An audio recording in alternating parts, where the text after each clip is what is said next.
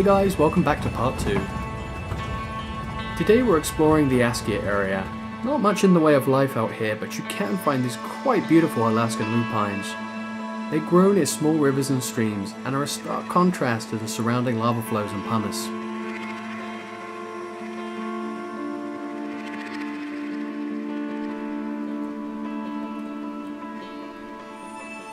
We were able to walk on this recent lava flow, but that's easier said than done, I can assure you.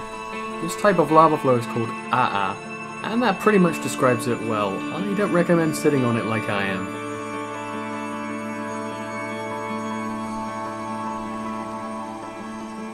The light brown ground you see here is made from pumice. It's full of holes like Swiss cheese, and it's so light that it floats on water.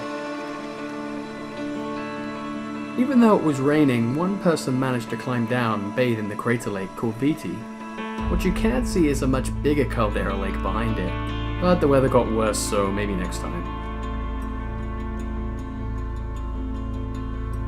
Tires get wrecked pretty easily here, so if you visit, make sure to bring some spares. After lunch we said goodbye to this hut and started a long drive to the lodge at Kverkjol.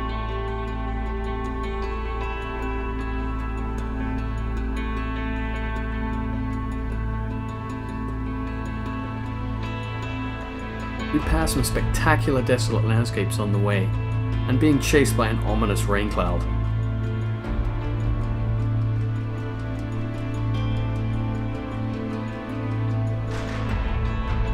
The lodge at Kverkjol sits at the base of a huge glacier, but I couldn't wait until the next day to take a look around, so I climbed up the nearest hill, twice no less, and did some scouting.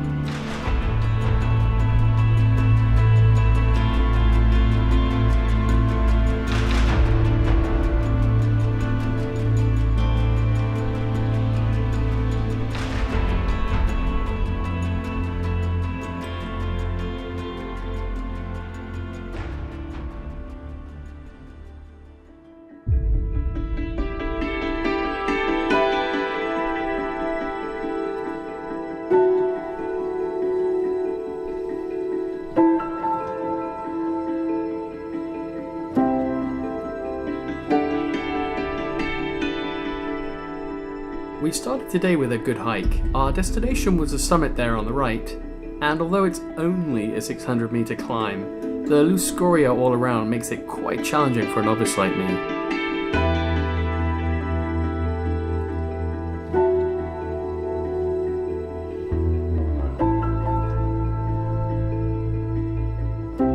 The weather had different plans though.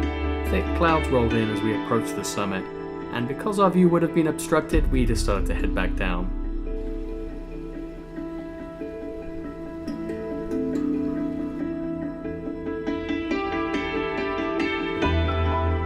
Up next we got a closer look at the glacier and ice cave. The cave is extremely dangerous and closed off to visitors who don't have a death wish, but the drone came to the rescue, allowing me to get a great view inside.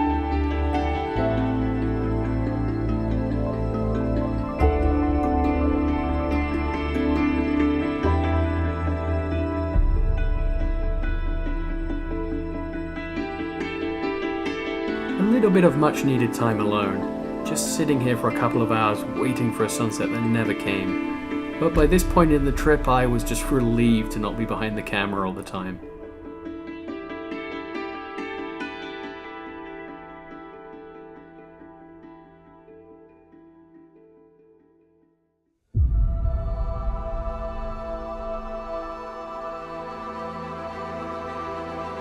Time to leave this landscape and head to a completely different one in the east.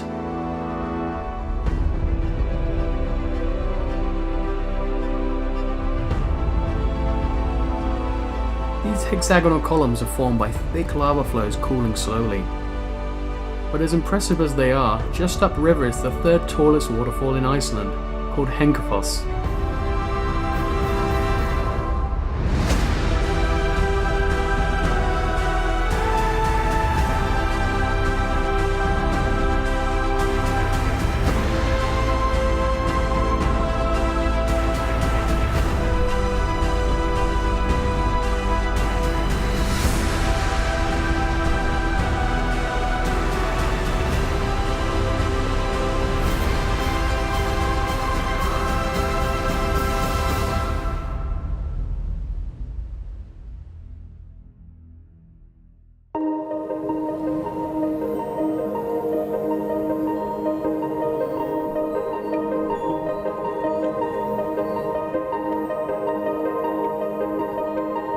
We stopped for a brief view of the largest man-made lake and hydroelectric project, but it started to rain, so I didn't get much footage here.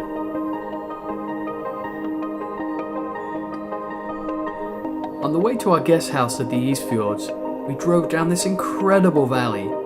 These cliffs are the remnant of one of 3 giant shield volcanoes that eventually joined together to form the single island of Iceland.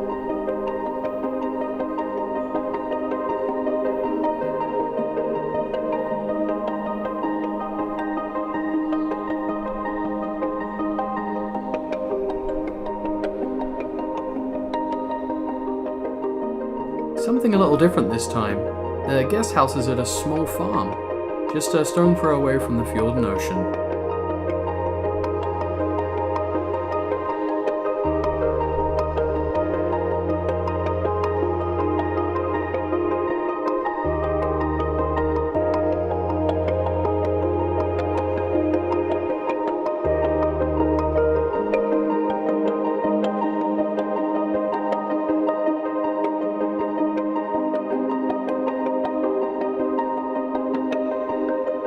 All the ingredients look right for a great sunset, but the clouds rolled in and that's just the way the cookie crumbles. But hey, we did get a nice orange moon.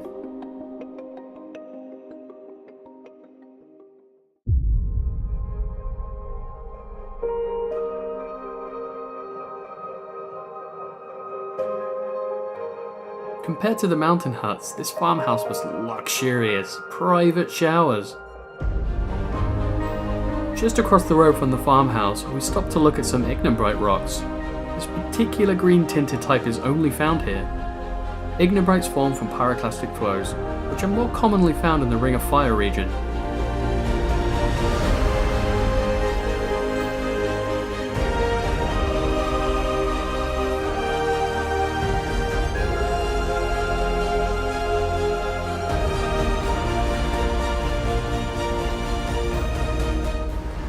Heading back up the valley, we got a closer look at this small waterfall, at least for Iceland standards, but it's quite special nevertheless.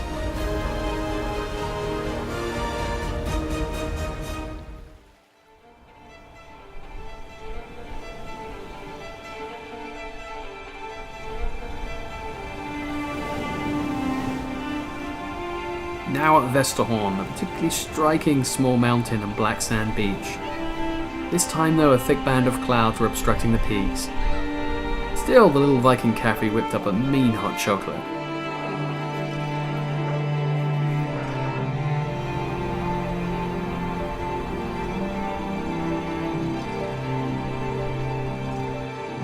Now, I've seen big trucks, but this takes the biscuit.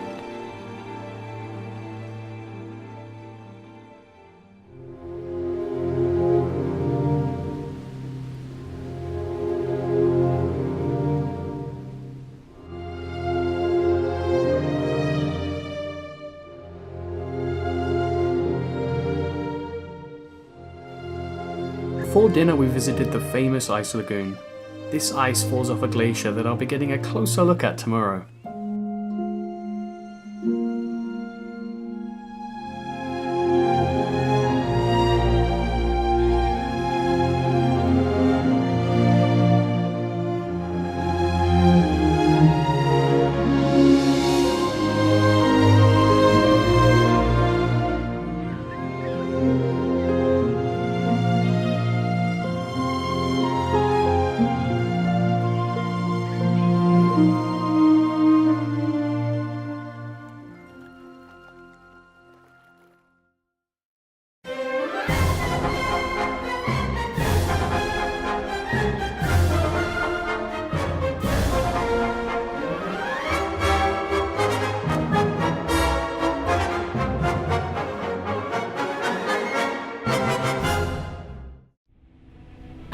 Alright, I had to fit that in here somewhere.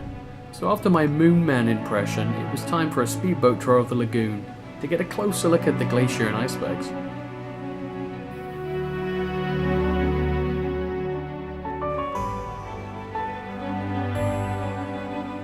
The face of the glacier is about 80 meters high, and very unstable. This is as close as we could safely get.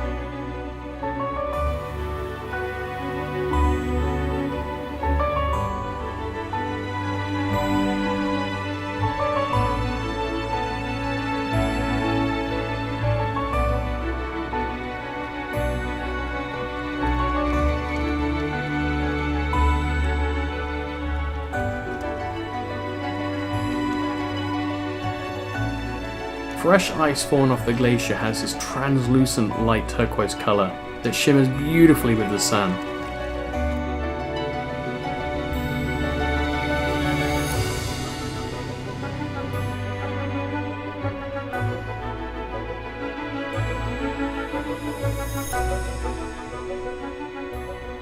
This is the outlet for the lagoon, and when the tides are right, ice washes up and collects on the beaches.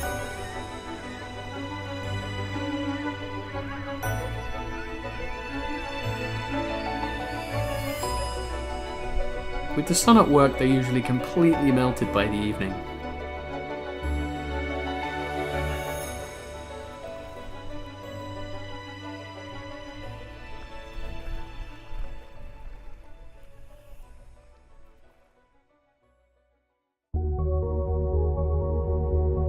Flowing down from the highest mountain in Iceland, this is the Skaftafell Glacier.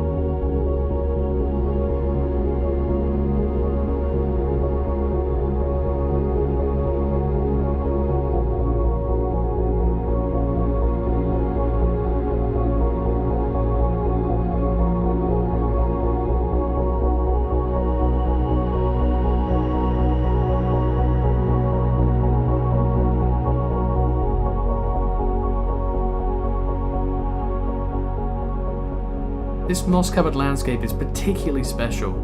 The lava flow underneath is from the Laki eruption in 1783. It's the largest lava eruption in Iceland, and to give you a sense of scale, the lava here is over 20 miles away from where it erupted. The Laki eruption lasted for 8 months. 130 craters opened along a 25-mile fissure, which I'll be visiting in part 3. The noxious gases resulted in a famine. 50% of livestock and over 10,000 people died. The effects were felt far and wide, reaching Europe and even North America, where potentially even more people lost their lives.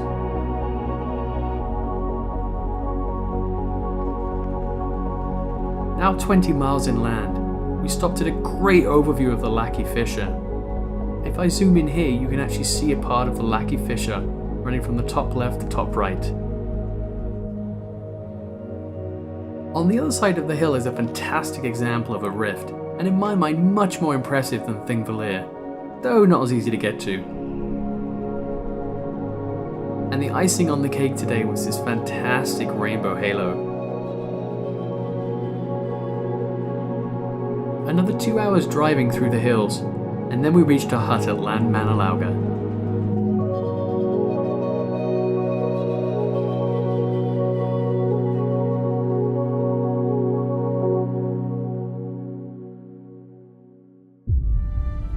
Still to come in part 3.